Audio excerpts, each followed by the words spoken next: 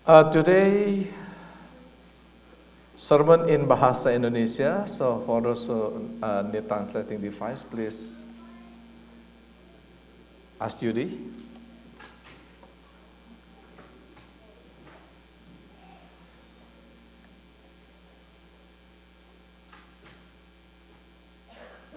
And thank you for Brother Hadi.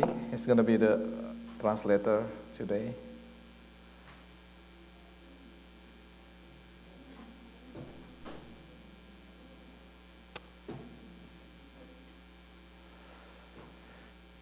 Baik, saudara-saudara yang dikasihi Tuhan, sekitar 12 hari yang lalu, ada pengalaman indah, saudara, dan menarik. Tanpa sengaja saya bertemu dengan mantan anggota jemaat. Tapi ceritanya, dia dulu sekolah di Amerika. Dia seorang wanita. Entah bagaimana awalnya saudara ketemu dia di sebuah restoran. Tapi yang jelas saudara, dia menyodorkan sesuatu yang luar biasa. Yang sudah lama saya idam-idamkan, saudara. Dia membawa kantong plastik berisi duren yang tampaknya sudah dibakar lebih dulu bagian kulitnya, sehingga aromanya sangat kuat. Dia bilang, Pak Untung, cobain. Ini duren istimewa loh. Ini duren Musang King. Enak banget, isinya kuning. Lalu dia membuka bagian yang sudah terbelah dan memperlihatkan isinya yang kuning dengan aroma yang luar biasa. Wah, langsung air liur saya menetes. Tapi kebetulan ada Ivani di meja itu. Saya melirik dia, saudara. Jangan-jangan dia melotot kalau saya makan duren, Musang King. Tapi aneh, dia cuma senyum tanda mengizinkan kalau saya boleh makan duren. Wah, rasanya bahagia sekali. Memang rasa durennya enak banget, luar biasa. Tapi sayang, tiba-tiba saya terbangun dari mimpi. Waduh, lagi enak-enaknya menikmati buah duren kesukaan, tapi tiba-tiba bangun karena sudah mau nyiapin BATP, saudara. Saudara, ini mimpi beneran, saudara, ini mimpi beneran. Dan saya malah bilang sama Ivani, tadi subuh saya mimpi indah sekali. Dia tanya mimpi apa? Saya nggak mau cerita sekarang, nanti dengar aja pas saya khotbah. Karena ini cocok untuk ilustrasi khotbah hari ini. Dia manyun, saudara-saudara. Kalau gitu nggak usah ngomong dong. Saya jawab, justru saya ngomong supaya buat Bunda penasaran. Penasaran kan? Saudara, kalau kita menggunakan kata dream, maka kata dream ini dalam bahasa Indonesia bisa berarti mimpi, aktivitas pikiran saat sedang tidur. Tapi dream juga bisa berarti cita-cita. Sesuatu yang diharapkan dan berusaha untuk direalisasikan dan pasti ikut didoakan. Dan makna yang kedua ini tentu bersifat lebih serius karena itu didoakan dan diusahakan untuk dapat diwujudkan. Itu sebabnya sebagai jemaat kita bercita-cita punya sarana tempat ibadah sendiri. Untuk itu kita sama-sama mendoakannya, bahkan berusaha mengumpulkan dana untuk pengadaannya. Tapi untuk makna yang pertama, mimpi sebagai bunga saat tidur, tentu saudara tidak berdoa. Tuhan, kirimkanlah orang yang tadi malam mimpi kirim duren Musang King. Kan enggak begitu, saudara. Malah saudara, sekalipun saya sanggup membelinya, istri saya pasti bilang begini, jangan pernah mimpi. Apalagi mimpi beli duren Musang King ya. Mimpi aja saudara, nggak boleh. Tapi saya nggak putus asa, saudara. Saya jawab, nggak apa-apa, nanti Joni juga bawa dari Singapura duren Musang King frozen. Dan nanti Bunda yang bikin cake pandan isi duren. Dan pasti dia nggak bisa nolak, saudara. Saudara, ini mimpi atau cita-cita? Oke, saudara. Sekarang kita beranjak pada topik yang serius hari ini. Bagaimanapun seindah-indahnya pengalaman dalam mimpi tetap saja hanya sebuah mimpi. Bukan realitas. Bukan. Tetapi ketika saudara mendoakan sesuatu, maka apa yang kita doakan itu bukan semata-mata mimpi di saat sedang tidur. Saudara, topik hari ini adalah intercession. Diambil dari bab 4 buku A Call to Growth. Saudara, intercession ini merupakan bagian dari proses bagaimana kita menjadi murid Kristus yang sejati. Be disciples. Saudara, sebelum saya menyampaikan gagasan yang hendak disampaikan oleh Billy Heng, saya ingin merenungkan lebih secara singkat, saudara. Apa yang kita baca hari ini, Yakobus 5 ayat 12-20. Saudara, Yakobus, saudara Yesus Kristus yang menulis surat pastoral ini kepada orang-orang Kristen di diaspora, memberikan penekanan yang penting tentang masalah doa sebagai sarana rohani yang sangat dibutuhkan dalam kehidupan gereja sebagai persekutuan orang percaya. Saudara, pertama ia katakan kalau ada orang di antara kamu yang menderita, baiklah ia berdoa. Tentu seseorang bisa mengalami penderitaan karena berbagai hal, bukan? Penderitaan dirasakan oleh seseorang ketika mengalami kesakitan fisik, tekanan emosional, atau ketidaknyamanan psikologis yang biasanya dipicu oleh faktor-faktor seperti katakanlah cedera, penyakit, kehilangan, trauma, atau stres berat, sehingga menimbulkan persepsi ketidaknyamanan atau rasa sakit, dan penderitaan ini dapat memanifestasi baik secara fisik maupun secara psikis, mental. Dan Yakobus katakan berdoalah. Itu dilakukan oleh kita sendiri atau doakanlah. Ini dilakukan oleh kita kepada orang yang sedang mengalami penderitaan supaya Tuhan memberikan kekuatan baik fisik maupun mental sehingga ia dapat bertahan. Dan yang kedua, saudara, Yakobus mengatakan kalau ada seorang di antara kamu yang sakit, baiklah ia memanggil para penatua jemaat supaya mereka mendoakan dia serta mengolesnya dengan minyak dalam nama Tuhan. Saudara, ini menandakan bahwa jemaat harus secara aktif mendoakan dan merawat yang sakit tersebut dan memberi dukungan rohani dengan tindakan pengurapan. Tindakan pengurapan ini mewakili tindakan simbolis pengabdian terhadap kuasa penyembuhan Tuhan. Pada dasarnya mendorong pendekatan holistik untuk mengatasi pergumulan baik jasmani maupun rohani. Dan yang ketiga, saudara, karena itu bagian bentuk di ayat yang ke-15-16, saudara,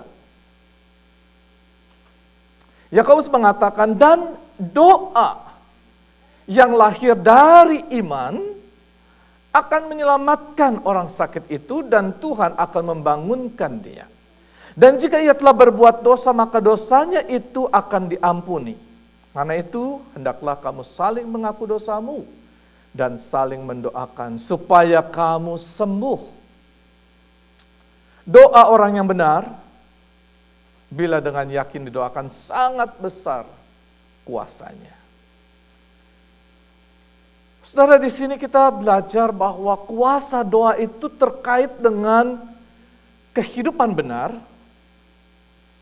dan keyakinan iman. Tentu saudara, kita sadar bahwa semua orang telah berbuat dosa, ya. Sehingga tidak ada seorang pun yang benar di hadapan Tuhan, bukan? Kalau begitu, apakah kita tidak mungkin menaikkan doa atau berdoa syafaat, karena toh tidak ada orang yang benar.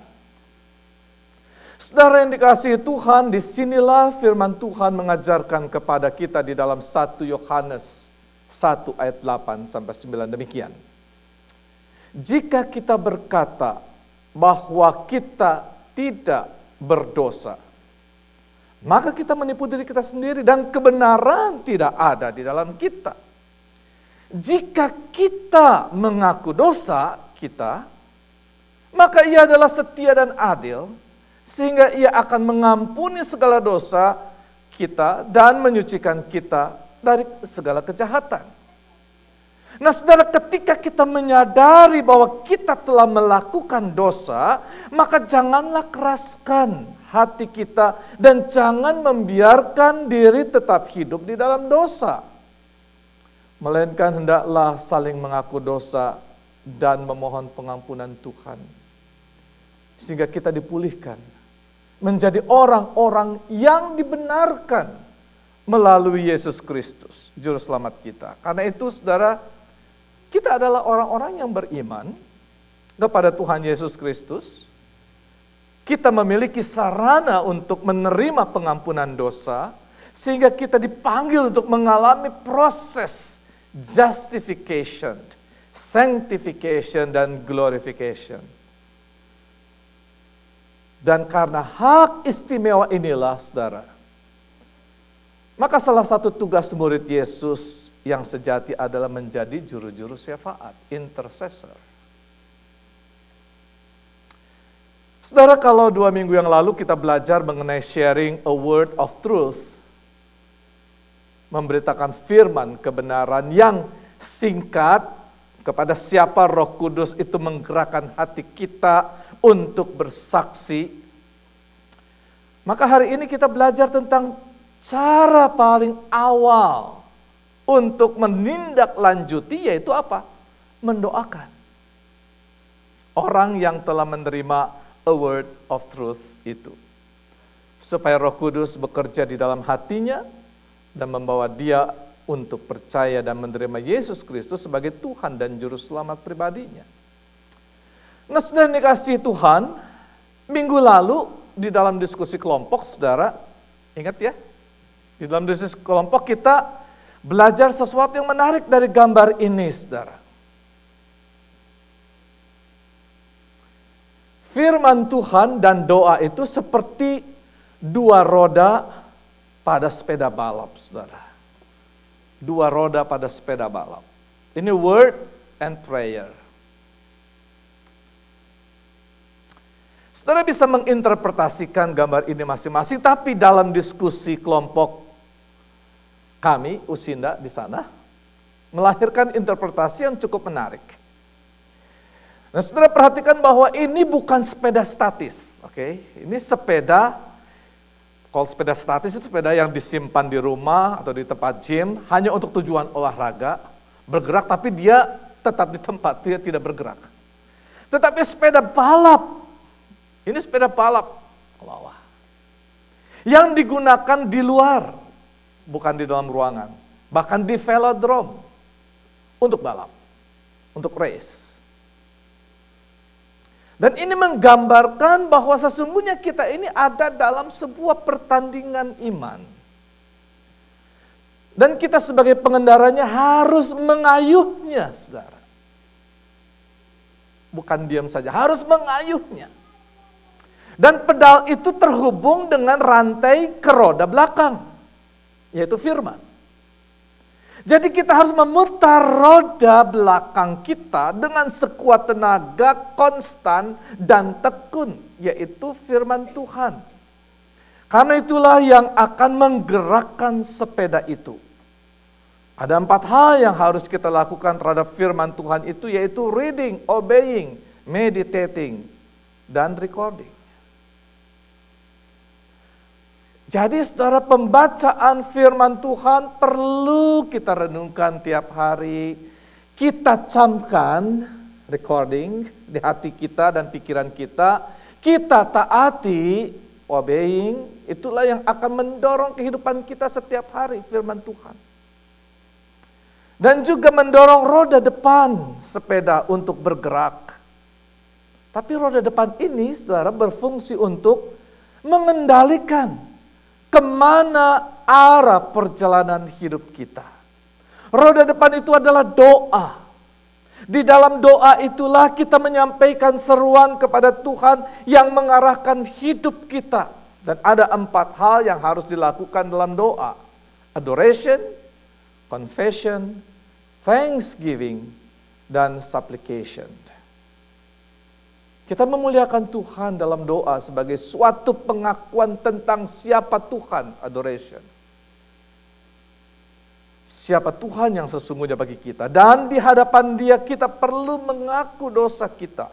Apa yang kita lakukan sengaja atau tidak. Yang melukai hati Tuhan dan sesama serta memohon pengampunannya. Lantas kita perlu bersyukur untuk segala hal yang Tuhan izinkan terjadi dalam hidup kita. Bersyukur untuk berkat, kekuatan, perlindungan yang boleh kita nikmati, saudara. Lantas di dalam doa itu pun kita menyampaikan permohonan kita. Termasuk di dalamnya syafaat bagi orang lain, bangsa dan negara dan sebagainya. Dan kehidupan doa ini harus didorong oleh semangat kita mengenal firman Tuhan lebih dulu. Mengayuh roda belakang. Kalau kita tidak tekun di dalam firman, biasanya dia juga tidak tekun di dalam doa. Sudah dikasih Tuhan, kalau hari ini kita mau belajar tentang intercession, doa syafaat, maka seringkali kita mendasari permohonan itu dengan keinginan hati kita. Ya enggak sih? Kalau kita berdoa, isinya tentang keinginan hati kita. Dan tentu kita selalu ingin menyampaikan petisi kita kepada Tuhan mengenai sesuatu yang baik menurut pikiran kita, bukan? Tapi menarik, saudara, apa yang diajarkan oleh Billy Hanks, bahwa ternyata menjadi juru syafaat itu harus pertama-tama bertanya kepada Tuhan, doa apakah yang harus kupanjatkan bagi orang-orang yang ingin didoakan itu. Saudara, ada sesuatu yang menarik dalam pengalamannya yang perlu saya ceritakan di sini, saudara. Beberapa tahun yang lalu, ini di dalam ceritanya dia, saat ia melayani di luar negeri, setelah selesai ibadah, ia ngobrol dengan seorang ibu dan anak perempuan di halaman gereja. Ibu itu menceritakan tentang suaminya yang punya bisnis terkenal di kota itu. Tapi suaminya itu seorang yang agnostik, yang merasa tidak perlu Tuhan. Selain dia itu lebih memuja harta dan fisiknya yang sehat bugar. Ibu itu sudah berusaha membujuk suaminya ke gereja dan percaya Tuhan, tapi tidak berhasil. Karena itu ia memohon Billy untuk mendoakannya. Tiba-tiba, saudara, ada sebuah mobil Cadillac Escalade hitam, keren, menepi dan turun dari mobil itu seorang pria berperawakan tinggi, gagah, mengenakan jaket kulit hitam yang keren. Ia hendak menjemput istrinya. Ibu ini pun memperkenalkan Billy padanya sambil berkata, "Honey, I have asked this gentleman to pray for you." Dengan wajah yang aneh menyeringai, suaminya menjawab, "This man is complete stranger, why do I need his prayer?" Walau sedikit terkejut dengan ucapan pria ini, Billy tidak memperlihatkan wajah keterkejutannya, tapi ia berusaha mundur sedikit ke balik batu dan berdoa, "Father, what do I do now? If he asks me to pray, what should I request?" Dan pria itu ngomong begini, saudara, sedikit menyindir, sarkasm. "Sure, everybody could use a little prayer now and then." Saat itu Billy menerima jawaban Tuhan, "Tolong biar Roh Kudus membimbingnya untuk mendoakan bagi pria ini untuk melawan 2 hal yang penting berhala bagi pria ini, yaitu hartanya dan kesehatannya.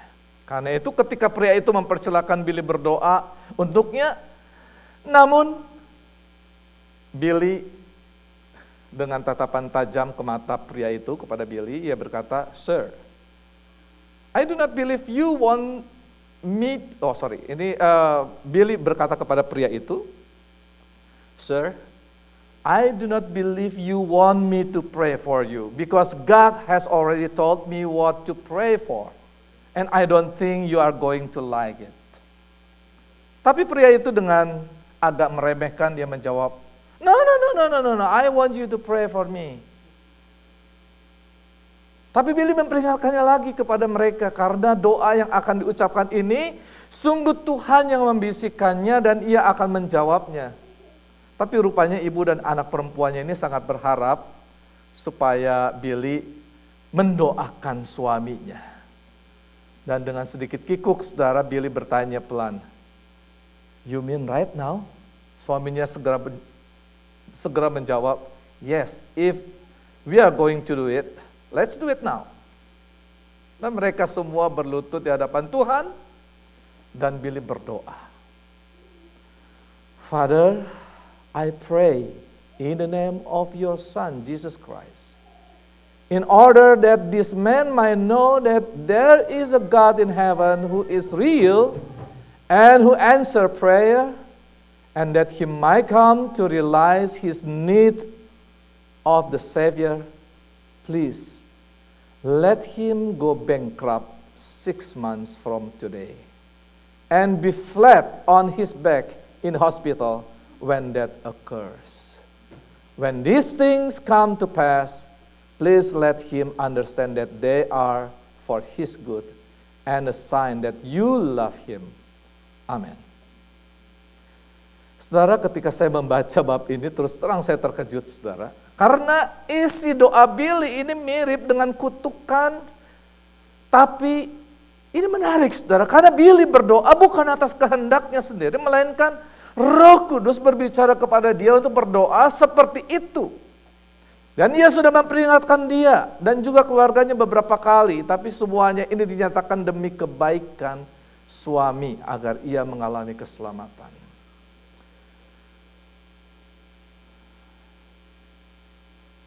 Saudara, Anda penasaran dengan cerita selanjutnya? Sekitar 8 minggu setelah pertemuan itu, anak perempuan pria itu mengirim surat yang begitu menggetarkan buat Billy. Karena isi surat itu menceritakan bahwa ayahnya tidak bisa tidur selama 2 bulan ini. Bagaimana ayahnya bingung untuk membayar tagihan rumah sakit karena usahanya bangkrut. Dan juga diceritakan bagaimana ayahnya tidak bisa bekerja selama terbaring di rumah sakit. Bahkan ia menceritakan juga bagaimana ayahnya berusaha menyisihkan uang agar dapat membayar biaya pengobatan. Dan yang menggetarkan dalam suratnya, sekarang ayahnya justru mulai mengarahkan dirinya kepada Tuhan dan mengaku dosanya. Saudara yang dikasihi Tuhan, mungkin doa seperti ini tampaknya kok kejam banget. Seakan tidak ada kasih. Tapi justru saudara di Alkitab banyak doa-doa yang berisi demikian, bukan? Saat ini saudara BATP sedang membaca dan merefleksikan kitab Mazmur dan saudara tahu ternyata banyak doa-doa Daud yang memang juga berisi hal-hal yang terkesan seperti mengutuki, bukan? Demikian pula ketika saudara membaca kitab para nabi, maka ucapan mereka lebih banyak merupakan seruan pertobatan dan nubuatan tentang malapetaka, manakala seruan pertobatan ini diabaikan.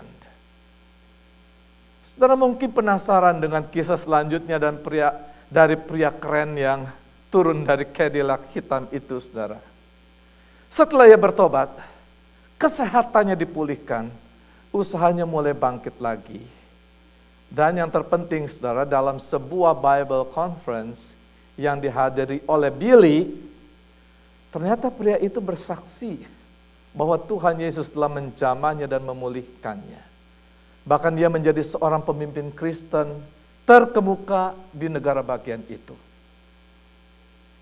Nah, saudara, pelajaran yang terpenting yang kita dapatkan pada bagian ini adalah menaikkan doa syafaat bukan sekedar kita mendoakan orang lain, bangsa dan negara, tetapi juga harus diawali dengan kesadaran penuh akan apa yang dibutuhkan. Sekalipun isi doa itu terkesan kejam, tetapi harus didasarkan pada kasih. Tentu ketika kita mendoakan mereka, kita memohon sesuatu yang baik, bukan? Tetapi kita perlu mendefinisikan lebih dulu tentang kebaikan itu sendiri. Dan apa yang bisa membuat mereka yang didoakan itu menjadi lebih baik. Persoalannya adalah ketika kita berdoa seringkali kita tidak tahu persis persoalan mereka yang akan kita doakan. Dan kita tidak tahu apa yang paling dibutuhkan mereka. Karena itu saudara, ada baiknya kita perlu berdiam diri dan memohon hikmat Tuhan agar Dia memberitahukan tentang apa yang dan bagaimana isi doa yang dibutuhkan oleh mereka yang akan kita doakan itu. Praying for the lost and for the sick, saudara. Ini berikutnya adalah bahwa dalam rangka menjadi murid Kristus yang sejati, maka mulailah kita mendoakan mereka yang terhilang. Saudara, sebagai pendoa syafaat bagi mereka yang terhilang dan yang sakit, maka saudara dibutuhkan keberanian dan keyakinan yang penuh. Serta memohon Roh Kudus berkarya untuk memulihkan mereka yang terhilang dan yang sakit, saudara. Saudara, satu hal yang perlu Anda sadari bahwa pada intinya, doa syafaat itu adalah permohonan kepada Tuhan untuk Tuhan melakukan apa yang telah Dia rencanakan untuk digenapi. Jadi bukan kita memerintah Tuhan untuk menggenapi apa yang kita inginkan, tapi memohon supaya Tuhan melakukan apa yang telah Dia sendiri, Tuhan sendiri merencanakan untuk digenapi. Dan menginsiafi akan dosa yang mendorong adanya pertobatan, jelas itu adalah kehendak Tuhan. Dan menyenangkan Tuhan. Bahkan saudara, Tuhan Yesus mengatakan dalam Lukas 15 ayat 7, demikian juga akan ada sukacita di sorga karena satu orang berdosa yang bertobat lebih daripada sukacita karena 99 orang benar yang tidak memerlukan pertobatan. Saudara, salah satu karakteristik yang harus dimiliki oleh seorang murid adalah tekun mendoakan mereka yang masih hidup dalam kegelapan. Mereka yang kita kenal, namun belum percaya. Nah saudara, dalam kesempatan ini saya mau ajak saudara. Saudara coba ingat-ingat. Adakah orang yang saudara kasihi, tapi dia belum terima Tuhan? Mungkin satu orang saja, saudara. Satu orang saja. Coba saudara fokuskan hati saudara dan pikiran saudara untuk mendoakan dia. Oke, saudara?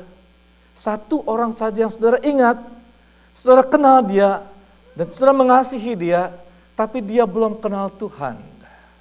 Dan saudara pada saat ini, saya kasih kesempatan saudara untuk mendoakan dia. Supaya dia boleh Tuhan gerakkan. Saya kasih waktu saudara 2-3 menit dalam doa pribadi saudara. Dan saya mau minta Sarah untuk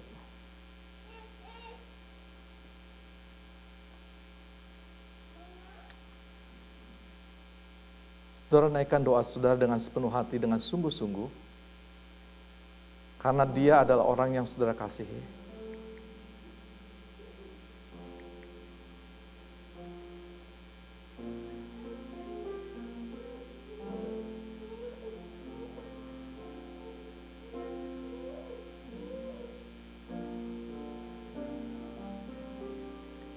Pass me not, O gentle Savior. Hear my humble cry, while on others thou art calling. Do not pass me by. Savior,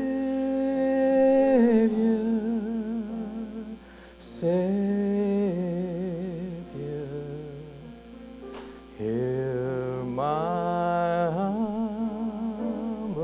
cry, while on others thou art calling. Do not pass me by. Kita nyanyikan sama-sama. Let me at thy throne mercy, find a sweet relief, kneeling there in deep contrition, help my unbelief.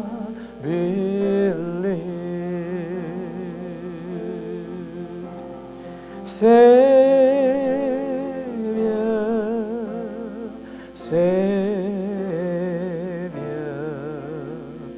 hear my humble cry, while others thou art calling. Do not pass me by.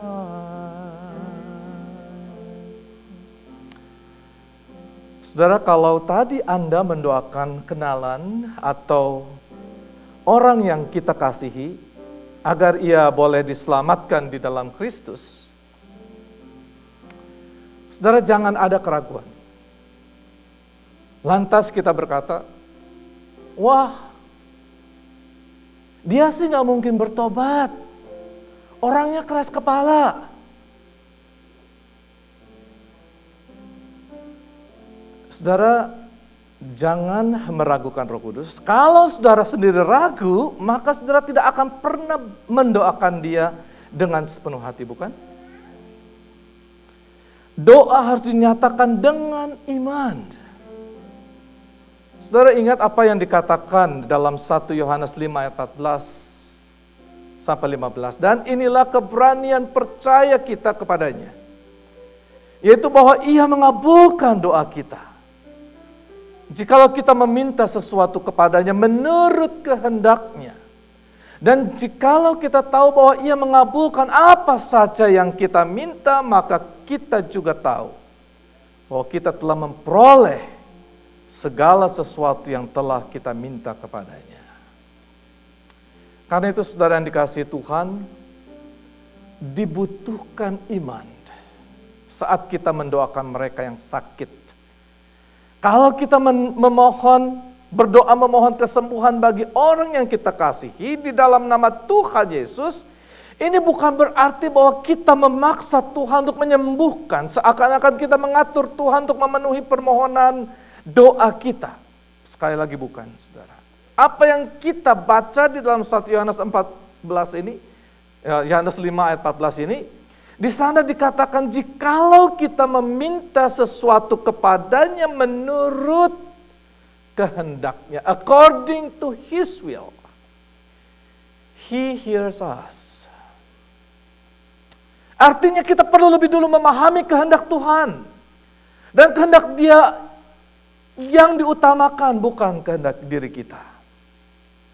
Dan untuk menantikan jawaban Tuhan itu, maka dibutuhkan ketekunan dan kesabaran. Dan Tuhan menjawab doa kita tidak selalu instan. Saat ini juga tidak. Walaupun bisa, itu pun terjadi. Dan Tuhan tahu momen yang tepat sesuai dengan kebutuhannya. Tapi Tuhan juga bisa menjawab bahwa doa kita tidak dikabulkan karena memang kita telah salah berdoa.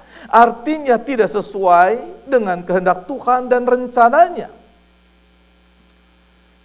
Nanti saudara bisa baca Yakobus 4 ayat 2-3.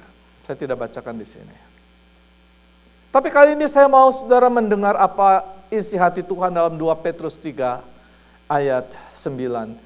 Tuhan tidak lalai menepati janjinya sekalipun ada orang yang menganggapnya sebagai kelalaian. Tetapi ia sabar terhadap kamu. Karena ia menghendaki supaya jangan ada yang binasa. Melainkan supaya semua orang berbalik dan bertobat. Itu adalah kehendak Tuhan. Inilah isi hati Tuhan. Ia menghendaki supaya jangan ada yang binasa. Kalau saudara mendoakan orang yang dikasihi, entah papa, mama, saudara, teman, suami, atau istri, Tuhan menghendaki kita mendoakan terus menerus dengan tekun dan sabar. Jangan ada keraguan, karena keraguan akan membuat saudara berhenti berdoa. Dan kalau perlu saudara berdoa dengan tetesan air mata. Nah, karena saudara mengasihi dia, kalau saudara rindu, ada pertobatan. Saudara, kadang-kala jawaban Tuhan atas doa kita bisa juga kita disuruh menunggu dengan sabar. Karena memang belum waktunya. Dan dalam situasi seperti ini, Tuhan menghendaki agar saudara tekun berdoa. Dan meminta dengan sungguh-sungguh bahwa tidak sendirian, melainkan bersama-sama dengan orang percaya. Dan Tuhan Yesus mengajarkan melalui perumpamaan tentang hakim yang tidak benar di Lukas 18 bahwa mereka harus selalu berdoa dengan tidak jemu-jemu. Saya tidak perlu membacakan isi perumpamaan ini secara seluruhnya, tetapi ayat 7 dan 8 Tuhan Yesus menegaskan, tidakkah Allah akan membenarkan orang-orang pilihannya yang siang malam berseru kepadanya. Dan adakah ia mengulur waktu sebelum menolong mereka? Aku berkata kepadamu, ia akan segera membenarkan mereka. Akan tetapi, jika anak manusia itu datang, adakah ia mendapati iman di bumi?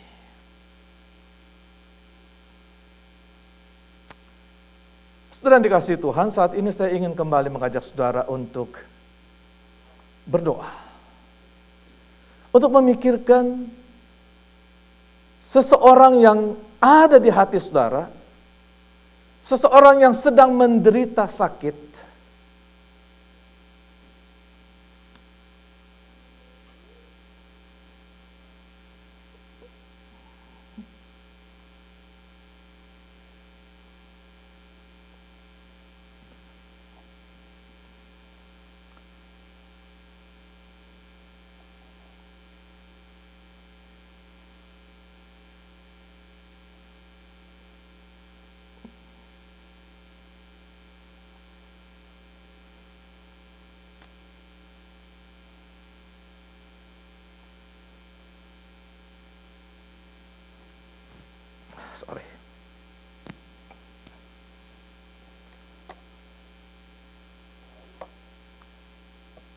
Oke, saudara, saya ajak saudara berdoa 2 menit, 2 atau 3 menit.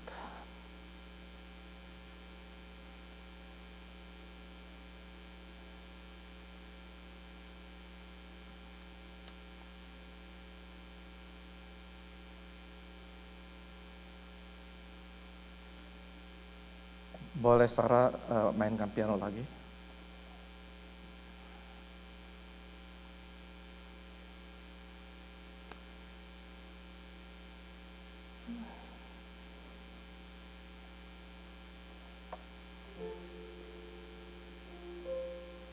Saudara coba pikirkan dan imajinasikan dalam benak saudara.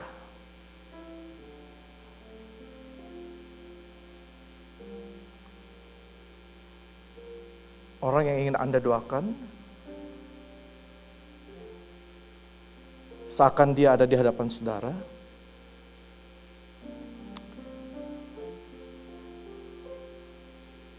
dan saudara mengulurkan tangan,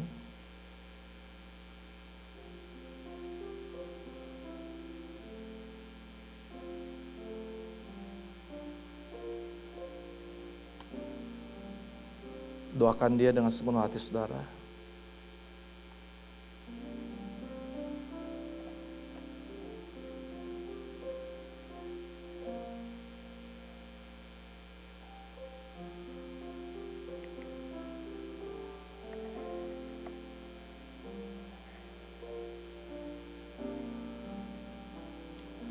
Trusting only in thy merit,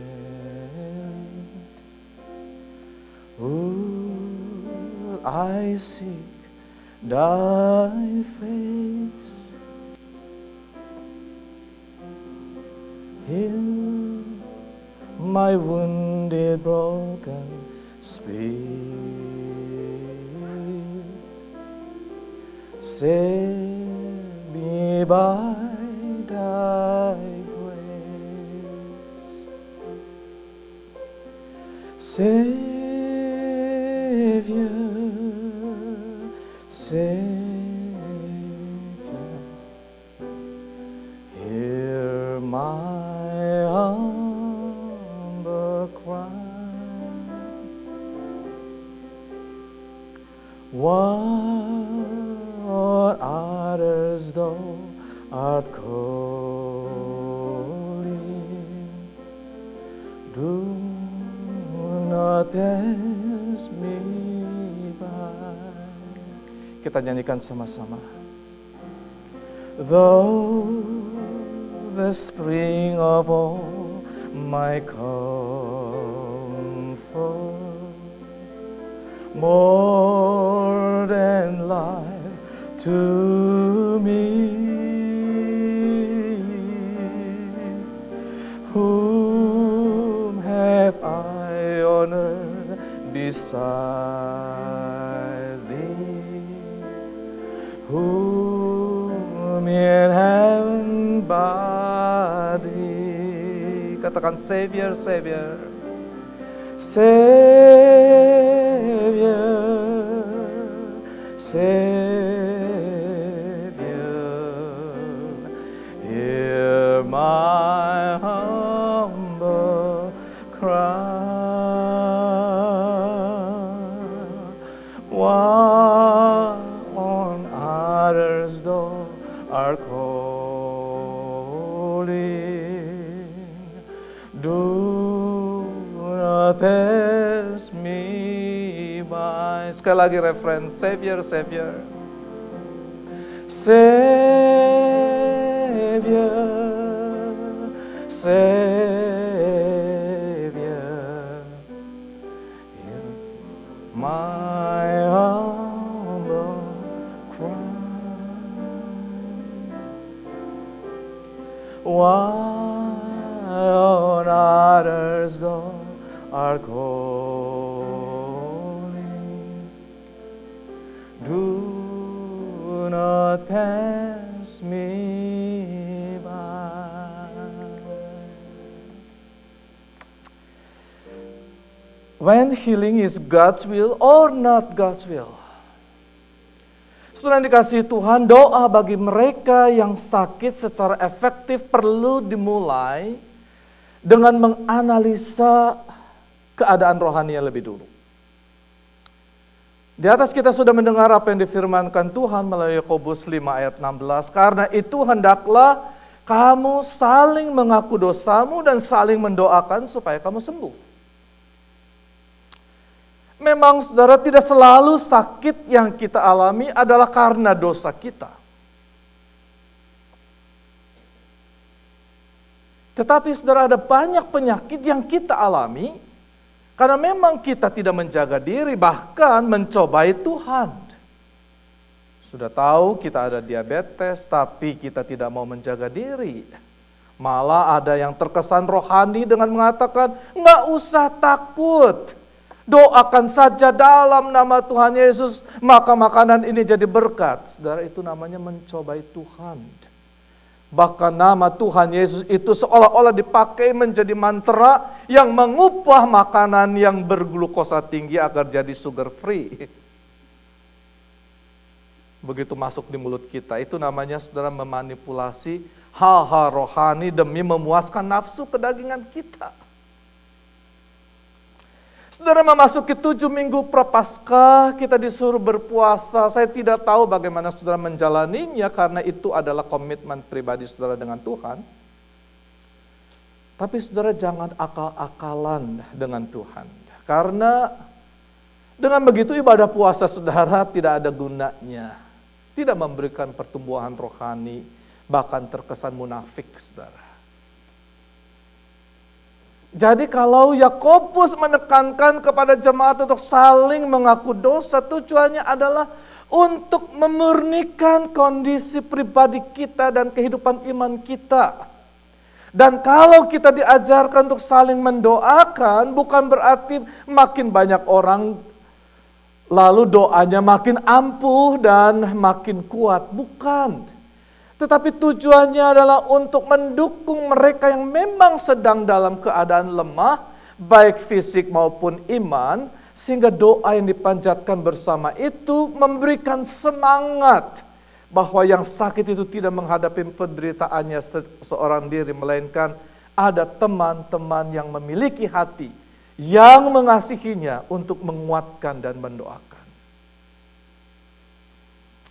Akan tetapi saudara dikasihi Tuhan, perlu disadari bahwa di atas segala permohonan bersama yang kita naikkan dalam doa syafaat adalah mengedepankan kehendak dan rencana Tuhan. Bukan keinginan kita.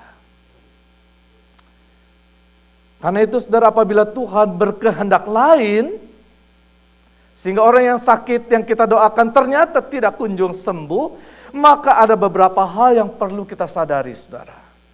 Kalau tidak sembuh, maka pertama saudara, kita tidak perlu kecewa dan kemudian menyalahkan Tuhan seakan Dia tidak mau mengabulkan doa kita. Jangan saudara. Atau yang kedua, kita tidak perlu mencari-cari penyebabnya seakan-akan orang yang sedang sakit ini masih menyimpan dosa-dosa yang tersembunyi yang mengakibatkan penyakitnya tidak sembuh. Lalu kita memaksa-maksa dia untuk mengaku dosa, padahal mungkin ia sudah sepenuhnya berserah kepada Tuhan dan memohon pengampunan. Yang ketiga, saudara, jangan melihat penyakit atau penderitaan yang dialami seseorang itu sebagai suatu hukuman atas dosa yang dilakukannya, sehingga kalau penyakitnya yang dideritanya tidak sembuh berarti Tuhan tidak mengampuni dosanya. Karena boleh jadi Tuhan memang sedang menguji imannya. Atau mungkin Tuhan juga sedang menggunakan penyakit yang dideritanya itu sebagai cara untuk memberikan pertumbuhan iman. Bahkan tidak jarang bahwa Tuhan menggunakan penyakit atau penderitaan seseorang untuk menjadi berkat bagi orang lain, menjadi suatu kesaksian.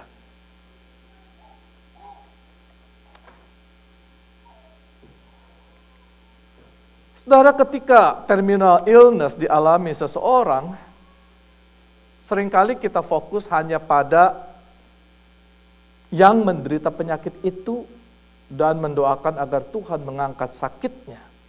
Padahal ada dua hal penting yang harus dipertimbangkan, yaitu pertama, mempersiapkan orang yang sedang menderita sakit itu untuk dapat menghadapi kematian dengan tenang dan damai.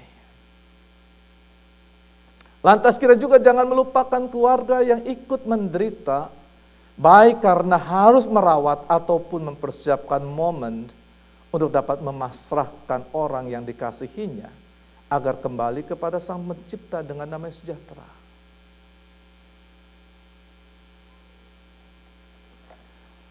Mendoakan agar berserah bukanlah suatu keputusasaan, juga bukan ketiadaan iman, apalagi dipandang sebagai kekurang ajaran karena seolah-olah mendoakan yang sakit cepat dipanggil pulang. Sekali lagi bukan. Tetapi sebagai orang beriman kita tahu bahwa hidup kekal bersama Tuhan, kita tahu bahwa hidup di dunia ini hanya sementara. Dan yang terindah adalah hidup kekal bersama dengan Tuhan. Karena itu berdoa dengan penuh penyerahan diri adalah membiarkan kehendak Tuhan yang terbaik dan kemurahan Tuhan yang terjadi. Manusia hanya bisa berusaha semaksimal yang ia mampu. Tapi Tuhanlah yang berdaulat sepenuhnya akan hidup kita. Kepadanya lah kita menyerahkan masa depan kita setelah meninggalkan dunia ini. Dan yang keenam, saudara, teguhkanlah mereka yang sakit dengan perkataan ini. Maut telah ditelan dalam kemenangan. Hai maut, di manakah kemenanganmu? Hai maut, di manakah sengatmu? Sengat maut adalah dosa dan kuasa dosa ialah hukum Taurat. Tetapi syukur kepada Allah yang telah memberikan kepada kita kemenangan oleh Yesus Kristus Tuhan kita. 1 Korintus 15, 57. Nah, saudara yang dikasihi Tuhan, kebahagiaan hidup kembali bersama Bapa Sorgawi, Sang Pencipta, itu tidak sebanding dengan apapun juga karena bukan mimpi di siang bolong, apalagi mimpi makan durian musangking.